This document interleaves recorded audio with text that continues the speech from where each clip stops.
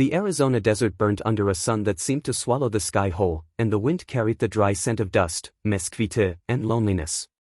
Luke Callahan rode slowly across the barren plain, his worn head pulled low over ice that had seen too much loss for one lifetime. He was the kind of man who spoke little but carried the weight of his heart in quiet deeds. His only companion was a strong, chestnut stallion named Bandit, his pride, his partner, his last piece of something pure. Luke had lost everything else, his home to a storm, his family to fever, and his faith in humanity to the cruelty of men during a border skirmish years ago. Yet something in him still refused to die, some small, flickering belief that decency still mattered. That afternoon, as the sun bled into the red horizon, he spotted movement near the canyon ridge. At first, he thought it was a wounded coyote crawling through the dust. But when he drew closer, his breath caught. It was a woman, her skin bronze like the land itself, her long black hair tangled with dirt and blood. An Apache woman.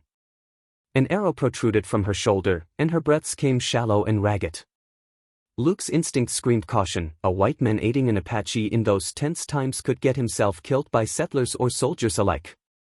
But when she turned her head slightly and their eyes met, dark, terrified, yet proud, he felt something inside him break open. She was human. Someone's daughter, maybe someone's sister. "Easy now," he murmured, kneeling beside her. She flinched, gripping a small obsidian knife. "If you're gonna kill me," he said softly, "you'll have to wait till I patch you up first." Her arm trembled, then the knife fell from her fingers. He tore a strip from his shirt and pressed it against her wound, ignoring the sting of her blood on his hands. It was hot and sticky, but he didn't stop until the bleeding slowed. Then, seeing she could no longer walk, he did something that would change both their fates. He untied Bandit, stroked the horse's mane, and said, "Take her home, boy." The stallion whinnied softly as Luke lifted the woman onto its back. She looked at him in confusion, whispering something in Apache. He didn't understand the words, but the tone carried gratitude and disbelief. "Go," he said, smacking the horse gently on the flank. "Find your people." Bandit galloped into the dying light, carrying the woman toward the distant mountains. Luke watched until they vanished into the haze, the emptiness around him now unbearable. Without his horse, he was stranded miles from town, and night was falling fast. Coyotes howled in the distance. He trudged toward a rocky outcrop, the cold creeping into his bones. By midnight, he had built a small fire and leaned against a boulder, ice-heavy with exhaustion. "Reckon that's it for me," he muttered. But despite his hunger and thirst, he felt something he hadn't in years: peace. For once, he'd done the right thing without expecting anything in return. When dawn broke, the desert was eerily silent. Luke stirred at the faint tremor of hooves in the distance. He blinked, thinking he was dreaming. But then he saw them, riders, dozens of them, emerging like ghosts from the morning mist. 70 Apache warriors, painted for war, their faces grim and fierce. At their front rode the same woman he had saved, now upright, wrapped in a cloak of deerskin, her wound freshly bandaged. Behind her, his horse, Bandit, trotted proudly, unhurt. Luke froze, his hand instinctively going to his revolver, but something told him not to draw. The riders surrounded him silently, circling like spirits of vengeance. The air trembled with tension. The woman dismounted and approached, her gaze locked on his. She said something to the warriors in her tongue. They halted, waiting. Then she knelt before him. Luke's breath caught. "You saved me," she said in halting English, her voice trembling. "Now, my people save you." The words struck him harder than any bullet. He looked around, each warrior bowed his head slightly.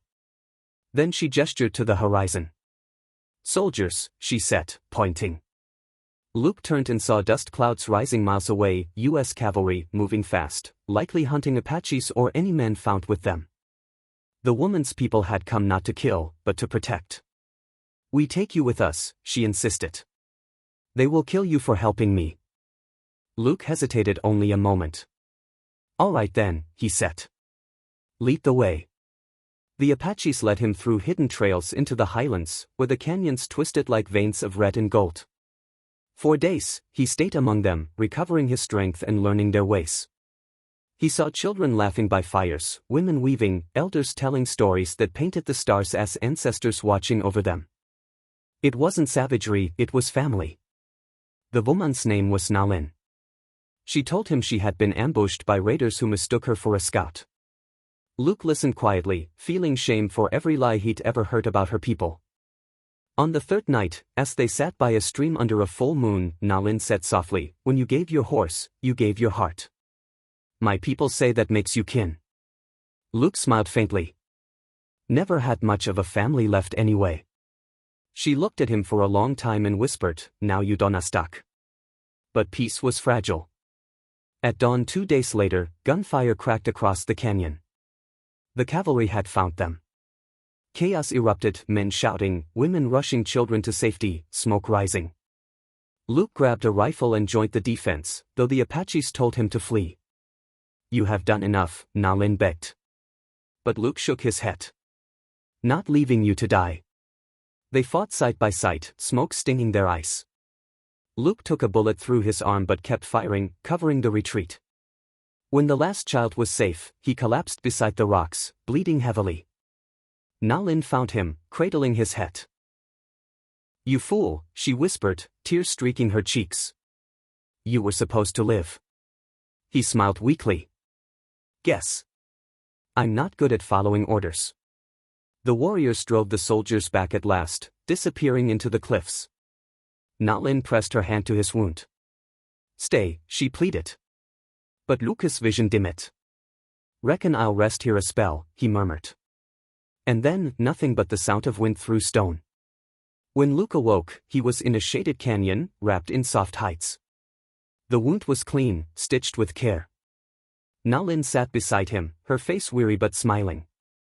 "You live," she said simply. He blinked in disbelief. "Couldn't let you go that easy," he joked weakly. She laughed, a sound so pure it felt like music. For weeks afterward, he helped rebuild what had been destroyed. When the Apaches moved deeper into their mountain refuge, they invited him to stay. But Luke knew he couldn't. "Your fight's not mine," he said gently. "The world out there, it's still calling." Nalin's eyes glistened. "Then take this," she said, handing him a small leather pouch. Inside was a carved stone shaped like a horse. "For the spirit that runs free," she said. "And for the man who gave his last to save a stranger."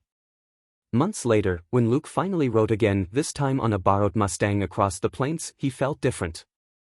He no longer saw the land as empty but as alive with memory and meaning. Wherever he went, he told no one his story. But sometimes, at night, he'd feel a wind from the east and hear faint hoofbeats in the distance, bandits echo, carrying with it the whisper of 70 warriors who once rode not for vengeance, but for gratitude. Years passed. Luke became a quiet legend along the frontier. Travelers spoke of a lone cowboy who'd been spared by an Apache tribe after giving up his only horse for one of their wounded. Some dismissed it as a myth, others swore it was true. But among the mountains, elders would gather children by the fire and tell the tale of the white brother with the brave heart. Ti'd say he showed that courage isn't born of blood or skin, but of choice, the choice to see humanity where the world teaches you to see enemies. One spring morning, long after the wars had ended and the West had begun to quiet, an old man rode into a small Arizona town on a chestnut horse that looked strangely young for its age. His beard was silver now, his eyes still steady. He stopped by the general store, dismounted slowly, and patted the horse's neck. "You found your way back, who?" he murmured. The horse nuzzled his hand. No one knew where the old man had come from, but some said they saw marks burned into the horse's flank, symbols of the Apache sun. Luke smiled faintly, knowing some bonds were never broken. As the sunset painted the world gold, he looked toward the mountains and whispered, "Gracias, Nalin, for showing me what family really means." And though he rode away alone that evening, he wasn't lonely anymore. The land that once seemed cruel now felt like home, and the stars above were no longer cold, they were the watchful eyes of 70 warriors, forever riding with him in spirit.